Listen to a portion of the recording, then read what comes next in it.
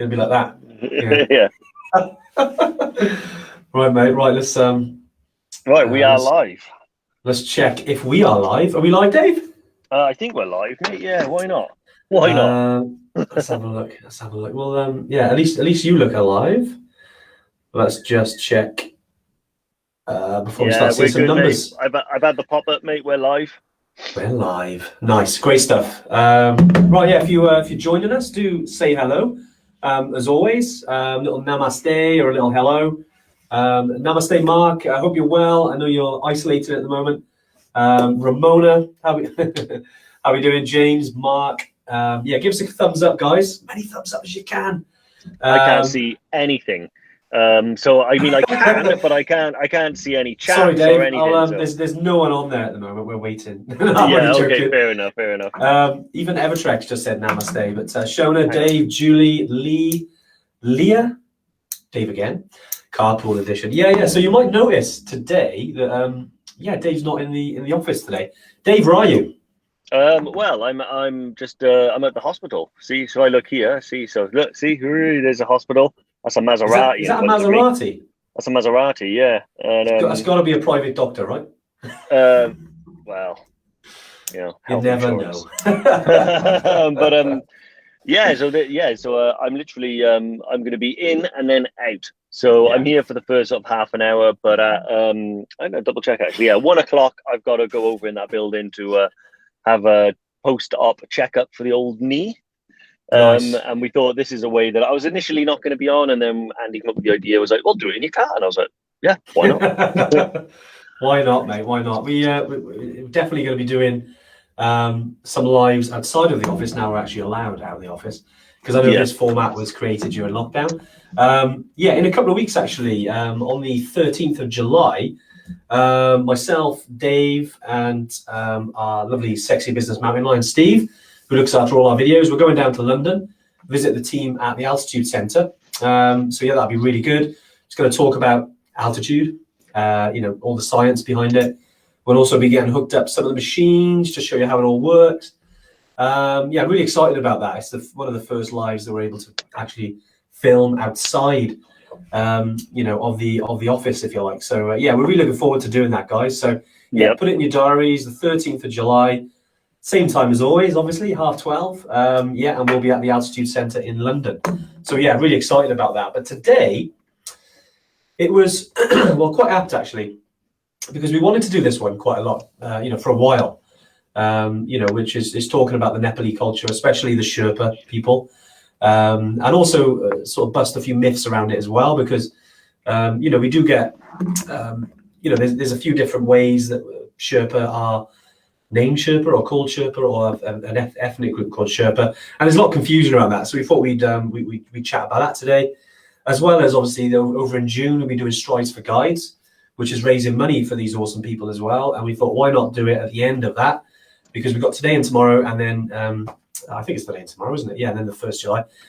So we thought, why not round it off and talk about the guides, and also why we use local guides as well. I thought it's a really nice way to kind of finish off June.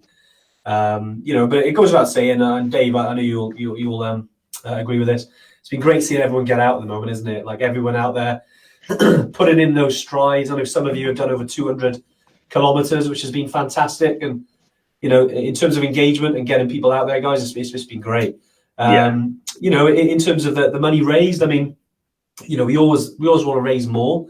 It's been quite a challenging time for everyone, but, whatever we raise is going to make a difference anyway. So thank you for doing that, and putting in those the efforts in terms of fundraising. You've got a couple of days left now, and if there's one thing I got a fee behind, I could feel the energy going. she's head fundraiser. She's worked in fundraising for numerous years, and the last 2 days is always when you get kind of the most money in. So if you have done the Strides for Guides, really do share the the GoFundMe link. Lauren, the one that was on the comments, can you pop that in the comments as well, just so people can share it? That would be fantastic. Any pound will make a difference. So I just thought we'd get that out there before we go into the live.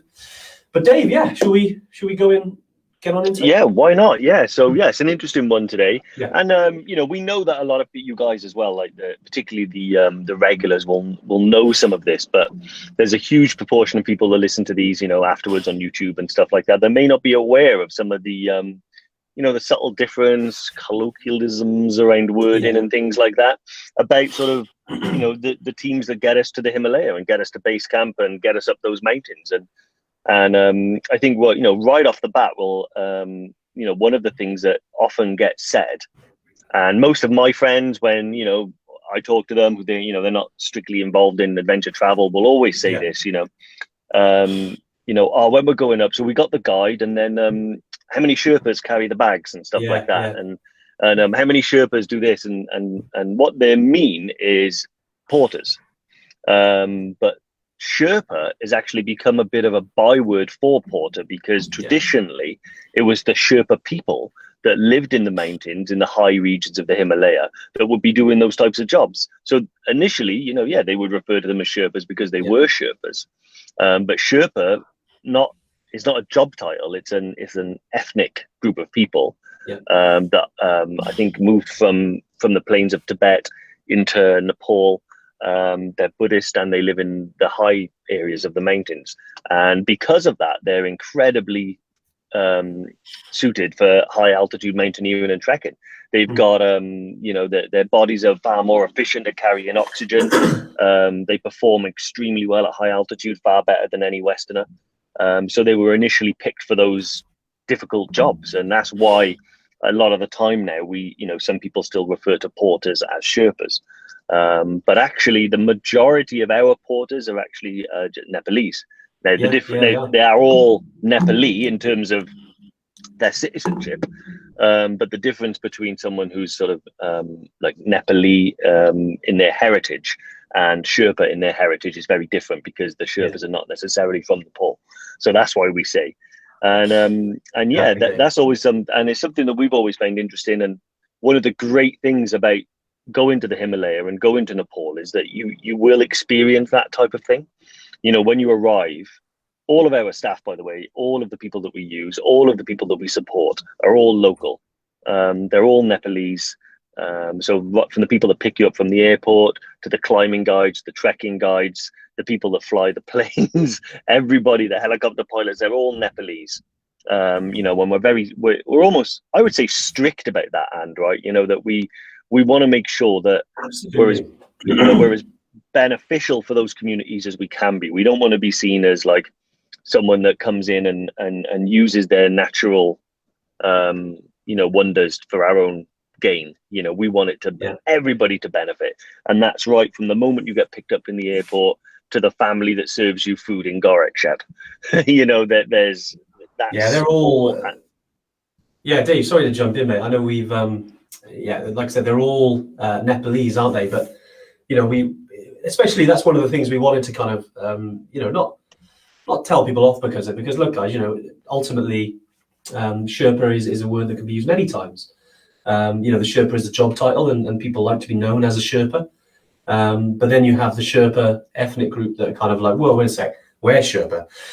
So it can be a little bit of an issue in Nepal. But I think it's important to remember, all these wonderful people, whatever their ethnic group at the moment in Nepal, are having a hell of a hard time right now. And certainly for us, I mean, this is one of the reasons, we talk about them so much, because, for us, I mean, we haven't, we regularly catch up with our team in Kathmandu, but we don't really speak to many of the guides. We kind of, we get the odd Facebook message and things like that, but actually just to engage, like, Zoom call, things like that, we don't see the guides that often.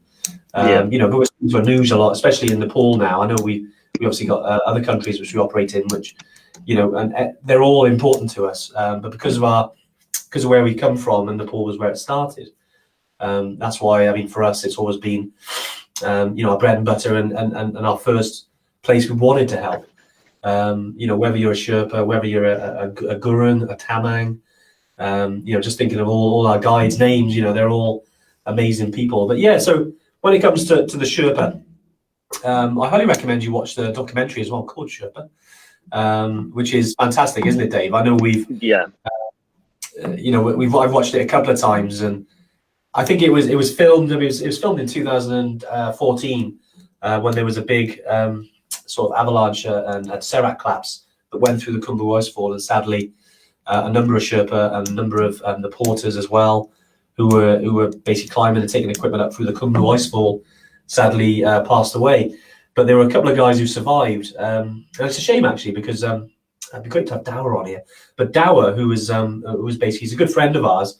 I say he's not a guide of ours. Used to guide with us, but now he's busy with his. He sells a lot of hats these days, but he's set up a company called Dower Gear, and he's doing very well for himself. And he's such a nice guy, great guide as well. But he was actually caught in that avalanche, just survived. And one of about 3 people, wasn't it? One of 3 Sherpa that survived, and was 3 people. Severely injured in it, and ended up in a crevasse, I think, didn't it? And they had to like rescue him from. But yeah, it's an amazing story, and you're right about the documentary. It's a bit of a polarizing documentary because there was a lot of different views, and there was some language there as well that isn't, that was used that wasn't particularly what we would like to hear. And that's partly the reason why we want to do stuff like this as well, is to just kind of, again, be part of that positivity bandwagon, which is recognizing these people for who they are and what they've done, and putting them on a pedestal really. That's one of the things we wanted to talk about, was, again, the confusion behind, Sherpa and stuff like that. So when we're talking, and we're talking in the office and talking to our team in Nepal, when we refer to Sherpa, we're talking specifically about the Sherpa people. Otherwise, we refer to people as their, like, how many porters have we got and stuff like that. But yeah, it's amazing. And I was saying, one of the other things as well, which I really wanted to highlight about the cultural aspect of Nepal, one of the things that I was really pleased about, and something that I think we could perhaps take a lesson from, is the majority of the Nepalese people are Hindu.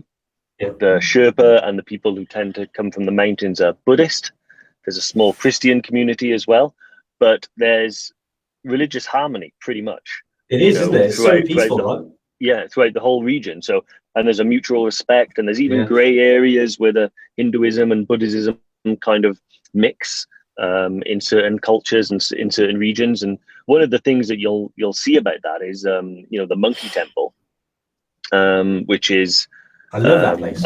It's a Buddhist temple, but it's also got areas of Hindu worship as well that'll be happening. And it's like that all over Nepal, and it's amazing to see. You've got these two cultures completely separate from each other, but yet worshipping alongside each other and offering that mutual respect, and also learning from the other's culture as well, and not being terribly dogmatic about what you believe. Although they do have a religion, they take inspiration from all aspects of their community, and I really, really love that. And that's one of the things you guys will experience when you go there as well. You'll from the time I say you get picked to the airport to the time you drop back at the airport, like Nepal's got something like 300 different subcultures, each with their own dialects and languages. The Sherpa community being one aspect of that. So you'll come into contact with all of these people, and they're different, and so much learning. And that's why we say get into base camp is so much more than go into base camp. You'll learn more about the people and the landscape than you ever intended. It's I don't know what I'm doing. I'm off to the airport, mate. I'm going to see you in a minute. I know. I was going to say, Dave. Well, you're in your car. Why not screw your checkup? Get to the airport, mate. Yeah, exactly. I'd say that, but unfortunately, it's not allowed, Dave, is it? True it's enough. a red list jobby at the moment, right? Yeah, exactly. The good old traffic lights. So with that, literally, you are the metaphor, Dave. You're the vehicle stuck at red at the moment, at the lights, right? Before you're allowed. Exactly. Literally. Yeah, I know, and I do laugh, and I know we're joking. It's but it is a serious matter, isn't it? And we can't wait to get back to these places. And whilst we're on that subject as well, I did want to just mention, because last week we did send an email to everyone that's going this year in 2021. If you go into Morocco, that's kind of a separate thing, because we like to think that that's going to be relatively easy to travel there this year. But for South America, Tanzania and Nepal, we sent everyone who was on a trip this year in those countries. We sent you a little bit of an update. So just want to, if you haven't read that email, do go and check that. I would have sent it to you last Wednesday afternoon or Thursday morning. You would have received it. Do check that. I just wanted to remind anyone that's on.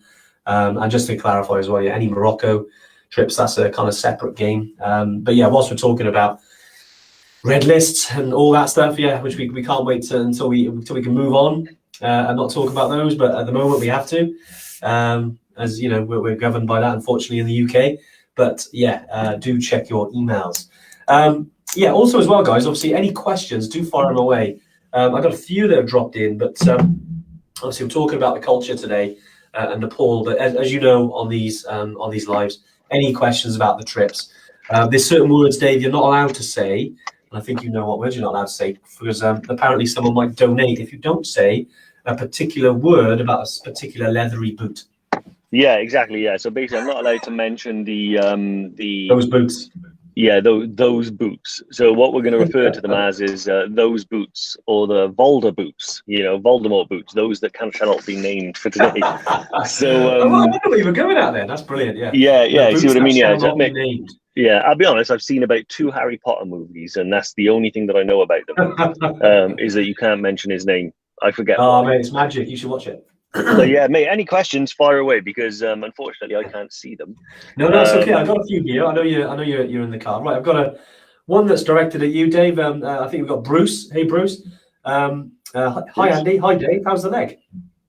The leg, mate, is it's doing well. It's a little bit of a roller coaster, as it was described to me as a non-linear recovery, which means it doesn't just get better and better and better. It gets better, then worse, and better, then worse, and better, then worse again. So yeah, I'm doing little video diaries. So I've got one due to do today as well.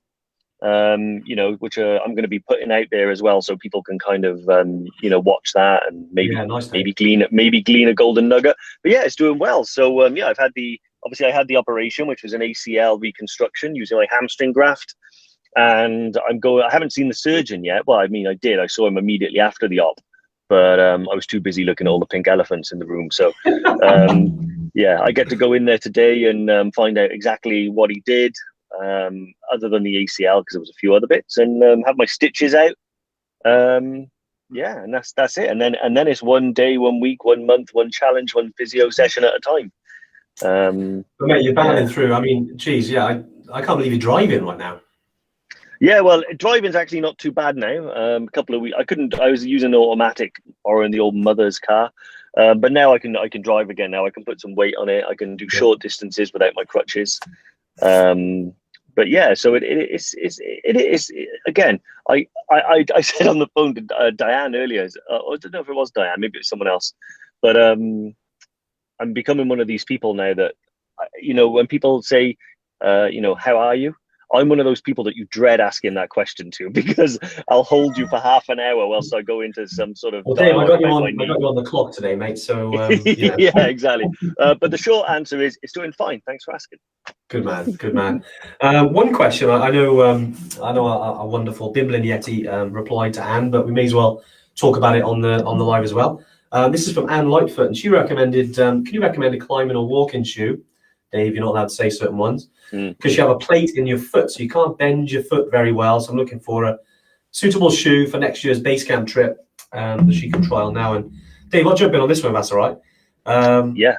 Certainly around, obviously the boots that cannot be named are always going to be a recommendation for us. But again, yeah, if you've got a plate in your foot there, just reading reading what you said there, Anne. Yeah, definitely. I think what I would do, because like anything with us, we're always going to recommend particular boots.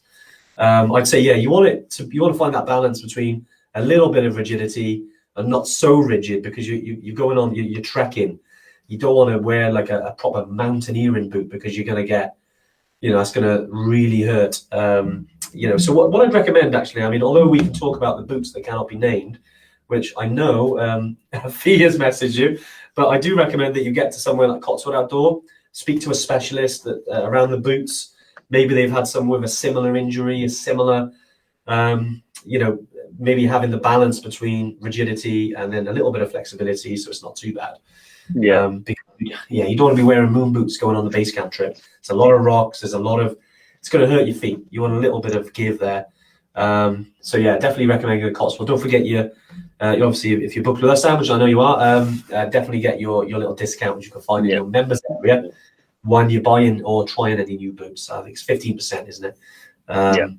Before any discount. But yeah, Anne, I hope that answers your question. And I mean, whatever boots you do, the boots that shall not be named, personally, I'd recommend them because I know they got a good balance between those two things that you're after. But we're not allowed to name them because Ramona apparently is waiting for some donations there, Ramona.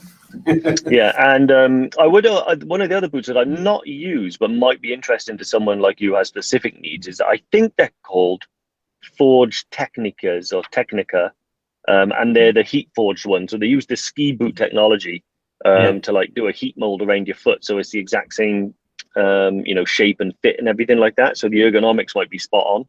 That might be the other thing that you can do is buy whatever boots you want, then get an orthotic, a custom orthotic made to insert into the boot, and that might actually make a big difference as well. So yeah, like Andy said, seek the advice is probably the best bet, specific to your condition, because and also I would probably say have some backup as well. So maybe if you do bring boots, but you're not 100% sure about them, then have maybe some like trekking shoes, some approach shoes. We always recommend boots as well, but maybe the other thing might be you might need more flexibility. We don't know, but try those Forged Technicas as well. I think they're expensive, but I'd be interested. I think someone's tried them. I don't know whether it was Marky V or David McAnor or was it David McAnor or I can't remember. Someone on here anyway has mentioned them before.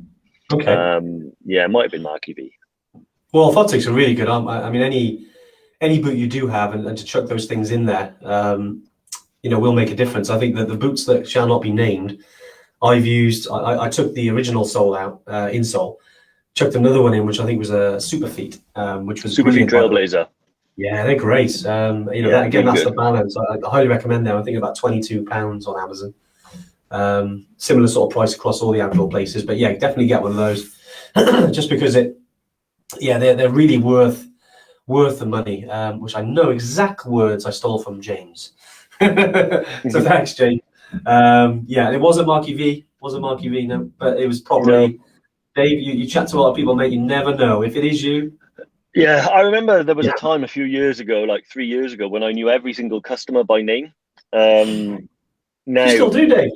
Oh, well, I still know a lot of you by name, but it's getting harder and harder because we keep adding more, which Well, and we're to start running trips, right? Yeah, but we're very lucky that the old customers, they don't go away either; they stay, which we're very proud and happy for. But it is an exercise in memory. But Well, Dave, I got you for 6 more minutes, so we're going to crack on with a couple more questions before you leg it, my friend. Right, we did get, I think it was John from Brecon. We love John from Brecon. How much should we tip on trips? I presume John's mentioned in the base camp trip. Yeah, so generally speaking, so there's no set amount for tipping. If you want a general guideline, I usually say about 10% of the whole trip cost. Yeah. So if you're going on Everest Base Camp and it's 1,700 for the trip, I would tip about £170 at the end of it, which is a generous amount to give to those people. Yeah, but I know very generous amount. So so we always say give as generously as you can. 10% is your guide. But obviously, we're not asking anyone to go into their overdraft or borrow money in order to do gym. Just give as generously as you can afford. And I always say that by the end of the trip, you'll know how much they deserve, because at the beginning of the trip, you're not sure where the value goes. By the end of the trip, you'll know that those guys are really the backbone of every expedition that we do, and without them, hardly anyone would ever reach there. There is a really, really interesting documentary, and I really annoyed with myself that I forgot. It's only a short documentary. I think it's about half an hour long, where one person, an American, actually did an Everest Base Camp trip as a porter. He must have been in Nepal for a while because he could speak Nepali, but he actually did it as a porter, and it really shines a lot. Is it called the Porter? Is it? Yeah. Maybe Lauren can frantically find it. I think maybe even Fee recommended it to me. Anyway, we'll put it out there. If you haven't seen it, do watch it. It really does shine a light on the behind the scenes life of an Everest base camp porter and what they have to carry, how they live, what they do. And when people watch that, the sentiment was, wow, they really deserve their tips, and their tips is what they live on. You know, we pay our guys, you know, really well, and we look after them, but it's a tip-based industry. That's how it works, and all of that money is just that goes directly to them, their families, and so use 10% as a guide, and then make, you know, see how that falls into your comfort zone. Yeah, nice. And whilst we've been talking about, you know, the cultural aspects of obviously Sherpa and Nepal, when it comes to tips as well, it is kind of culturally expected. I know from the UK, you know, we're kind of used to tip in as like an added, you know, only if they go above and beyond, or if they've done awesome or at a restaurant. I think, it's definitely worth. And I know a lot of people, I know a lot of you Evertrekkers who have been on our trips, and some of you haven't yet, but certainly it's one of those feel-good things, you know, after them lugging you, you know, especially the porters, or if it's your guide, or if, you know, because we do have some Sherpa guides who are from the Sherpa ethnic group, get my words out, and they, you know, obviously it's a big part of their earnings during the seasons that we're running trips, but, you know, we're fingers crossed that we can do that sooner rather than later, guys. As always, Scott, definitely keep the questions coming, because it's just going to be me soon, because Dave's going to go. I want some questions to ask. Otherwise, I'll just be here going, hello. Now, obviously, we can talk all day. But Dave, what else have we got? We've been told we're I think someone's playing bingo here, but what about the word Yeti? What's the cultural aspects of a Yeti, Dave? What would you say? The cultural aspects of a Yeti? I would say they're quite large. I've heard they're quite smelly. They're rarely sighted. Yeah, rarely sighted. Yeah. And I think the Yeti culture, I think it's a rather unique culture. There aren't many things that you can go wrong with. There's no initial faux pas. They're very sort of, you know, you can do what you like with them. But I will say that when one is fasting, to just not approach it. It's quite grumpy. You're not fasting, Davey? No, I broke fast at 12. Yeah, so I've decided to start this intermittent fasting, and it basically means that from when I wake up in the morning to when I eat, angry Yeti. Angry Yeti, is that your new name? Brilliant. Just before you go as well, I know we've obviously we covered a couple of things already, but I just want to mention around sort of water, and I think last week, was it last week? Yeah, we were discussing water to go in our bottles. Now, water to go themselves are actually running a little competition, so definitely get yourself into that. I'll put the link in the comments. Lauren, if you can chuck that link in the comments, that'd be great. I think they're giving away 12 Evertrek bottles. Be great if you got involved. Hanging on the wall. Sorry, and I couldn't help it. But Anne, while you are there, mate, I am actually getting called in. So we get a little telephone call when we're due to go in. So, guys, it's been awesome. And take care, and I will see you all soon. Now, cheers, Dave. Thanks very much, mate. I will. Bye. See you later. See ya. Bye. Right, and he's removed. Now it's just me. Right, we're still good. Right, guys. So we're talking about the water to go. If you do want to get in there, I'm still waiting for the link to come in here. Do get in, because it's 12 three bottles. So if you want one of your Evertrek bottles, do make sure that you're getting in, because rehydration, as we know, is very important, especially on trips, and even after a trip, right? If you're ever on a training weekend, we can show you how we rehydrate after a trip. That's very, very good. And I know we've got a training weekend in August. Can't wait, because although we've unfortunately had to reschedule a lot of our trips in Nepal, Tanzania, South America, and some in Morocco as well, which we have rescheduled. We're very fortunate at the moment to be able to run our trips in the UK. So we can't wait to see some of you guys. I know Diane, I think you're on one of the maybe in August, I believe. And whilst I'm talking about Diane, I believe, because I know you spoke earlier, Diane, to Dave. I hope Katie gets better, by the way. I know she's injured her leg. Just put in the comments there, Diane. How is she getting on? I know there's been some issues with regards to getting treatment for it. I know Dave's being unlucky that the injury happened. Lucky that he had he had some private health insurance. But what's it? How is it like getting the injury and in terms of getting looked after on the NHS? I mean, how's that journey been? I'd be keen to find out about that. That's for sure. Diane, let us know. But yeah, just going through the questions, guys. I'm still waiting for some more. If you've got any questions around Nepal, anything like that at all, do fire them in. I mean, I suppose one thing that we put in the email we haven't talked about yet is why we only use the local guides, because that's a big thing. When I first started the company in 2016, it was people who were booking in and coming. I mean, obviously they wanted to come with myself and on some of the trips, but the big part and the big thing we always encourage is that we love to use local guides.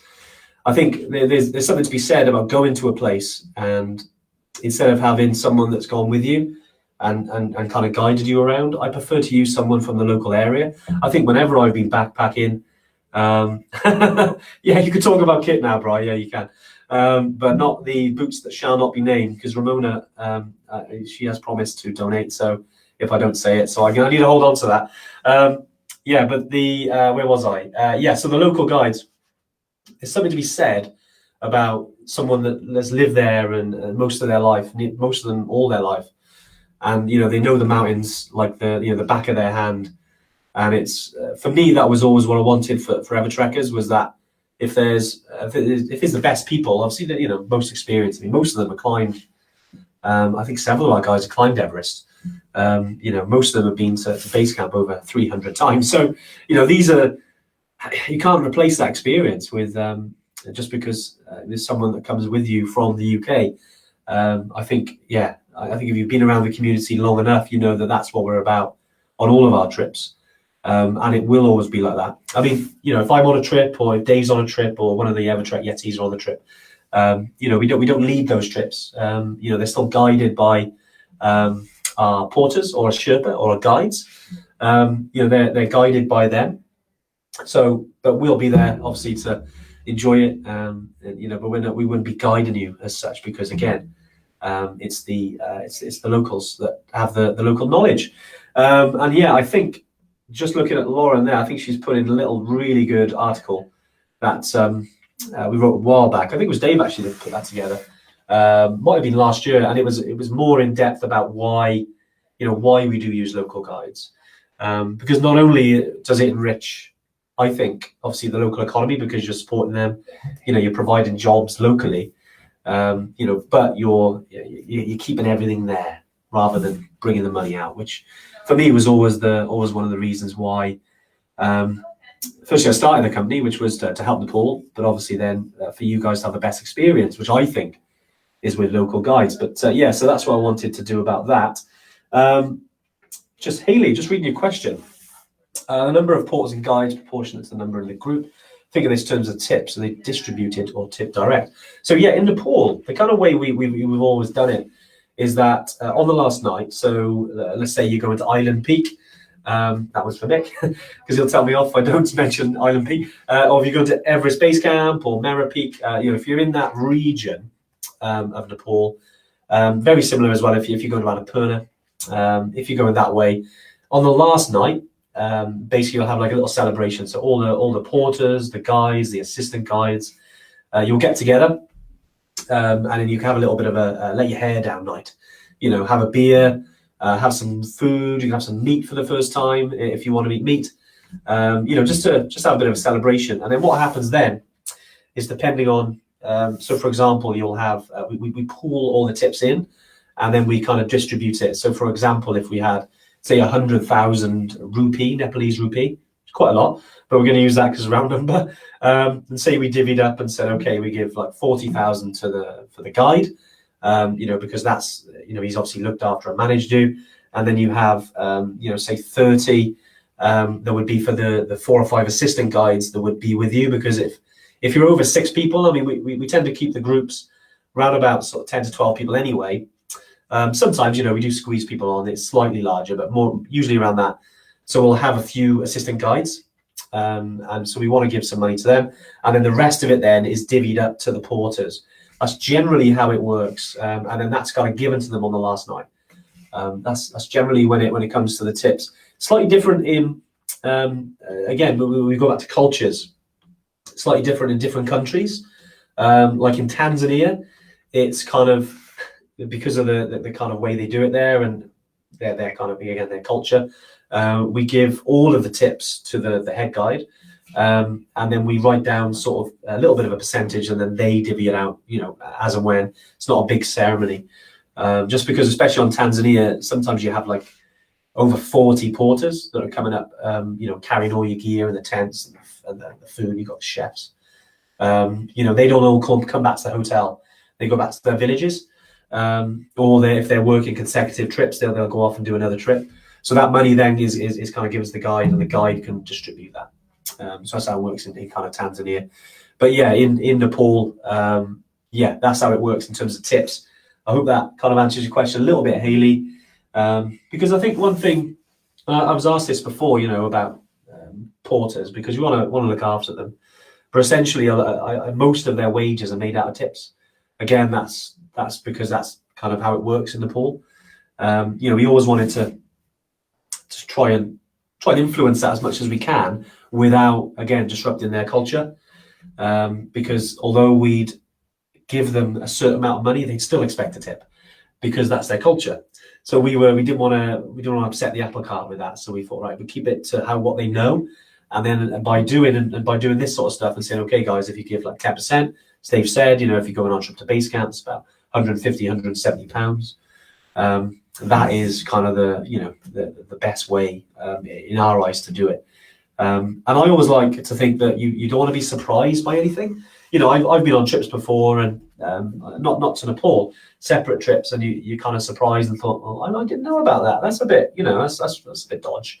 And we don't want that. Like, we want you to know that, okay, this is going to happen, and you obviously expected to pay tips just because it's culturally expected. Sorry to rabbit on about that. I just wanted to do it justice. And Brian makes a good point as well around, it doesn't just have to be money. All the porters and the guides and the assistant guides and some of the Sherpa, they do love equipment. If you've got a hat or a jacket, or I'm actually wearing, I don't know if you can see, Sherpa t-shirt there. It's actually weird because I'm on that side.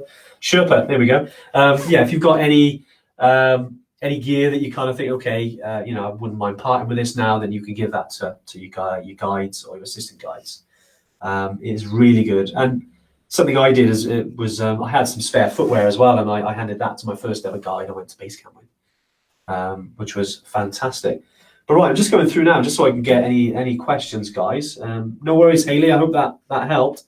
Diane, just reading your comments as well around Katie. Yeah, I would just reading that back.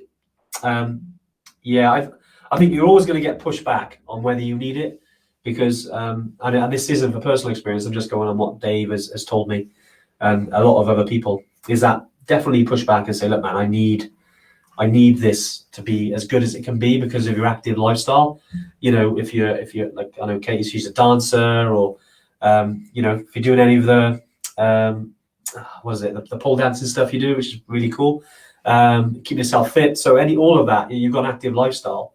You need to get your leg back into a condition. You want to be able to keep that lifestyle up. So yeah, 100%. I'd push back on it and say, look, we need this as soon as you can. Joel Palmer. Joel, Andy, has anyone been to EBC and just didn't get it? As in the scenery, hard work. I think. I suppose didn't get it in terms of didn't understand it, Joel. Is that what you mean? So, yeah, you do get some people that go there. Very rare. I mean, this is very rare. I'm talking less than 0.5% of people, maybe even less. Just thinking of the last 5 years, if there's anyone that stand out. I think we had a couple of people who were, I'd say, borderline racist, but they were, unfortunately, and they certainly didn't get it. To the point that when we dropped them off to the airport, they were kicking the taxi, which wasn't great. But this is like the complete, I wasn't happy about that at all, and they'll never come on an Evertrek trip again. But it was, unfortunately in life, you get your good people and you get your bad people. You get your people who go there for certain reasons, and you get your people who go over there for what I would say probably reasons that are more like the Evertrek community that we know. And I think definitely, you do get some people who just don't get it, and they go out there with the kind of mindset that it's what's the word? I want to do it justice, but essentially, yeah, they don't get the different things. Like I suppose one example was I remember a guy actually shouted at a Sherpa once, and I was like, whoa, and I kind of pulled him aside. Luckily, I was there then. And I pulled him aside and had a word and said, look, you can't do that, mate. You don't do that here, and we're not going to tolerate that. Because yeah, you kind of you treat people with respect, and I think that goes both ways. And yeah, if you start shouting at a Sherpa, I think he was suffering with some altitude issues, wasn't feeling great, but still, you don't take that out on anyone. So yeah, we weren't having that. But so you do get some people, who don't get it. But look, I'm preaching the converted here, because if you're on this live, you're definitely you're definitely the people that will get it. 100%. So very limited people there, but good question, Joel. I mean, I speak to all different people. They go to to these places for different reasons. I think, yeah, I know, Joel. I know it's kicking taxis is bad, isn't it? I didn't pay for it either, which was a bit of a no. I didn't pay for their hotel. So yeah. Anyway, that's a story for another day. But that's unfortunately part of the journey. But yeah, when it comes to just trying to catch up where I was. Yeah, so when you've got the reasons that people go there, I think a lot. I mean, the reason I wanted to go there was, wanted to prove that, because I got asthma, was to prove that physically I could make it, and I realized, okay, I'm actually pretty good at altitude. And although it was difficult, I've kind of always been one of those people that likes that challenge, and I think a lot of you are. If you like a challenge, you like pushing yourself, then you share those same values, and that's why you got it. Some people go there, to maybe remember a loved one, to do it for them. Some people go there to raise money for charity. Some people want to just go there just to tick it off the list and get it done. But I think whatever reason you go out there for, the things you'll get out of it would be different. You'll go over there and you'll realize that, and I think we've said this loads of times, is that, you realize that the friendliness of the Sherpa people, the friendliness of the Nepalese people, what the lengths they will go to look after you, to make you feel comfortable. Then also the people you meet in your group. I mean, the other day, I was chatting to two of our Evertrekkers who met on a training weekend and then went to Everest Base Camp together, and now they're getting engaged. And I was like, that's fantastic, just to see a couple of Evertrekkers. So, they didn't know that. They went there just to kind of to challenge themselves, and next thing you know, they're together, and it was fantastic. I know Ali was chatting to them on Zoom, just to hear a little bit more about their story. And it was certainly it was something that I was very proud of them, because that's also a big part of it, is meeting the people you get to. You never know you're going to meet. I used to call it, my backpacking days, friends to be discovered, because there are. You go on these trips, there's plenty of friends out there to be discovered, and you don't know about that.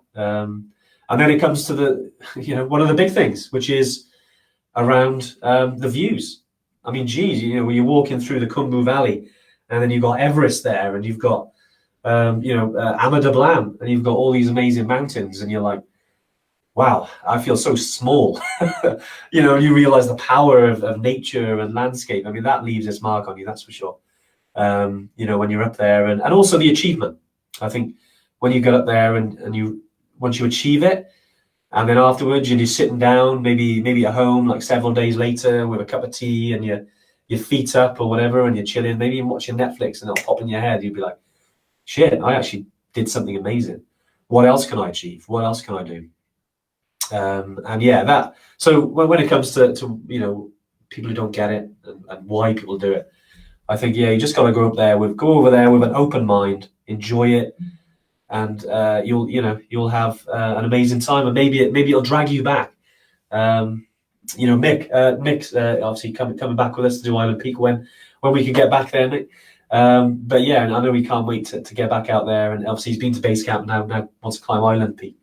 And again, for maybe different reasons the first time, but I know he's gonna have an awesome time with us, as long as he keeps hydrated, of course. Isn't that right, Mick? But right, yeah, got some more questions, guys. Sorry, I know I was jabbering on. David Carpenter, I knew he'd pop a question because I know he's there getting looked at, but he will see. He's trying to test me. Any recommendation on boots for an injured trekker? For you, Dave? No, I haven't got any recommendations for you other than use your those flip flops that you wear, Dave. I'm sure they'd be fine for you, man. And Haley has asked another question, which is also a good one. Any other cultural considerations? Overly excitable to make it to base camp, want to hug the guide? Yeah, certainly. I mean, if you've ever been, where do I start? So yeah, in Asia, there's a lot of different cultures, lots of different religions. Sliders, yes, Leah, they are called sliders. And there's certain things that you're always told, okay, don't do this, don't do that. Like in Thailand, for instance, they always recommend don't point your feet at people, don't touch the head, because it's kind of classed as like the sacred part of the body. So it's that's kind of how it is in Thailand. I say it's a little bit different in Nepal. Honestly, they don't mind a hug, a high five. I think it's just about being nice. Sometimes you can sort of, when it comes to the older generation, saying the old namaste is certainly a certain welcome that you give someone, and also it's namaste is goodbye as well. So you can it's a nice little hello and goodbye. It's nice to you. You can say damdibat, which is like thank you. So yeah, if you're out there and you get some food, you can say damdibat. Always something to say. In terms of culture, I mean, when you're in a monastery, I think from anyone's perspective, you've got to cover the shoulders. If you're in a monastery, always worth remembering that. And also, don't point your feet at the Buddha. So when you go into a monastery, all monasteries usually have like a gigantic Buddha, which is like the central piece of the monastery. So you don't want to be pointing any feet towards that. And again, it's about kind of, keeping the, no loud noises essentially, because they'll be praying and they'll be doing their mantras. Fantastic places though, monasteries, honestly. So if you ever want to chill out for 10 minutes and just gather your thoughts, go to a monastery in Nepal and just sit there cross-legged with your eyes open and your ears open and just take it all in. It's pretty cool. I can't wait to get back. Dave's trying to get me to say the boots that shall not be named, isn't it? That's what they are. I almost forgot then. Need an Evertrek translator app with useful phrases. Dave Ribbington. Yeah, you know what? It's a great idea. If you are booked on a trip, though, you're in the Vamoose app. If you go to, I think it's in the Yeti tips. I think I've put a link to Google Translate there. So, Dave, go for it. In the Evertrek app, have a little look. Use it, obviously, with Vamoose. Check out that, and you can get some Nepali phrases. I want to put together, phrases for all of our trips. It's certainly on the to-do list. I'd love to kind of get that out there because yes, useful when you go to Nepal, Morocco, whatever you Salam Alaikum, which is in Morocco. It's fantastic to learn that stuff, isn't it? You can go there and it's polite. Just reading through some of these. Any more questions, guys? Do drop them in because I think we're almost kind of coming towards the end here. I think just a reminder as well. I'll go back to what I said at the beginning. A couple more days now for Strides to Guides. Obviously, it'd been great to see people getting involved. I did just over 100 kilometers. I think 102 kilometers. But I had to quarantine for 10 days. I had to come in from a different country. So I had to I wanted to do 200, but anyway, 100 was good enough. I was happy with that for the boys. But trying to raise some money obviously is the most important thing. I know obviously yes, doing 200, 300, 400 kilometers is great, whatever you do, but it's all about the money we raise because that's what will make a difference. So thanks for being a part of that with us. It's been great. It's weird actually watching the comments and then seeing Dave on there because I'm like, I can just see him. You can't teach someone the Yeti language. Yeah, the Yeti language is secret, Dave. You can't tell anyone that. We've got a whole little Yeti book. Right, what is the best local snacks from Leah? Leah, you have to bring some Bundaberg rum. That is, you must bring that along with you. No, only joking, Leah. And Leah, I have to say, Leah, thanks so much. You're one of our other trekkers that's the furthest away from us, and then we get so many gifts. This is great. Penny loves that koala you sent her, by the way. She absolutely loves it. Every time in the office, she is tearing the koala to pieces. You know, it's a toy, so we're okay with that. But she absolutely loves it. But thanks so much. Your coasters are in the room next door. We had so over the last week or so, we actually had some guests on our podcast, which will be releasing very soon. One was a lady called Paula Power, part of the first female team to reach the North Pole in 1997. And okay. Yeah, anyway, she was great to have on the podcast. We'll be putting that out hopefully next week now. We'll get that out. And then we also had a gentleman called Paul Fosh, who is, he's like an ultra marathon runner. He does a lot of big challenges, and is a really interesting guy. So I thought it'd be great to have him in just to share his story, as well as Paula shared her story, which was awesome. You know, why she got involved with it. But when it comes to, you know, one of the reasons why we take on challenges, you know, some of the things we can learn from it. When to turn back was a good one. You know, I don't want to spoil it because you have to listen to the episode. But, you know, it doesn't always go to plan. And that's Paul. You know, he's had to pull out of events. You know, he's had bad things happen. But the things he learned from that and the lessons then he can glean from that for future adventures, I think was really valuable. And more than anything, you know, and this is 3 people now who we've interviewed on the podcast, is actually realizing that these are just, you know, I hope they don't mind me saying this, but just ordinary people essentially doing extraordinary things. And it just goes to show that it doesn't matter where you come from or what you do for a living or whatever it is, you can do whatever you want to do in life. You know, especially when it comes to challenges. In my opinion, that's I agree with that. And I think, you know, it just goes to show that when all of you guys, you know, you go on these trips, you're doing amazing things. And you don't have to be a superhero or a triathlete or anyone to do that. You can get out there and you can go and do it. Ramona, £20 donation, hand is hovering over the enter button. Yeah, thank you so much, Ramona. And Ramona's, you know, and I know a lot of you guys on here, you know, very what I would call our Evertrek ambassadors, and you know, they're really good to see you guys. You know, always saying some nice things.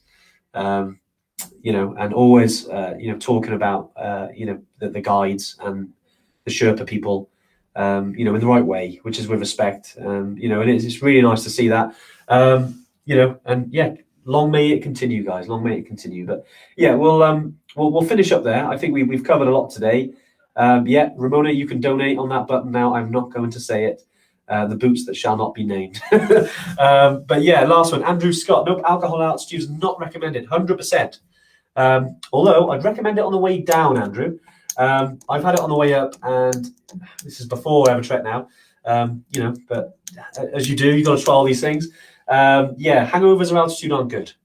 And yeah, something we recommend for professional capacity is that when you're going up to altitude on the start of your trip, yeah, don't drink any beers, don't drink any alcohol. When you come down, go for it. That's why, you know, celebrate the achievement. Again, I go back to why we do things. If you want to party and celebrate it, go for it. I do, and it's great. It's a great way to celebrate after achieving something you want to achieve. And I think it's good to celebrate the highs, because I think sometimes in life we get those lows, don't we? You know, we get those lows in life and we're like, you know, we get hit and we get hit down. That's why when you get a high, celebrate it like no tomorrow, because yeah, that's the way. Anyway, guys, lovely to thanks very much, Mark. Yeah, I'm sure he'll be fine. He's on his phone now, just commenting. But yeah, it's great, and nice to see so many of you on. As always, we'll be back next week. But most importantly as well, anything in the interim, just reach out to us. That's what we're here for. I know it's a challenging time at the moment. You know, we understand it is, and lots of mixed messages around about travel, but hopefully come July, especially from the UK's perspective, we've got a little bit of clarity about travel going forward. I'm really looking forward to that, because I can't wait to get out there myself, you know, as well as all you guys as well. But anything in the interim, give us a shout. All right, cheers, guys. All the best. Bye.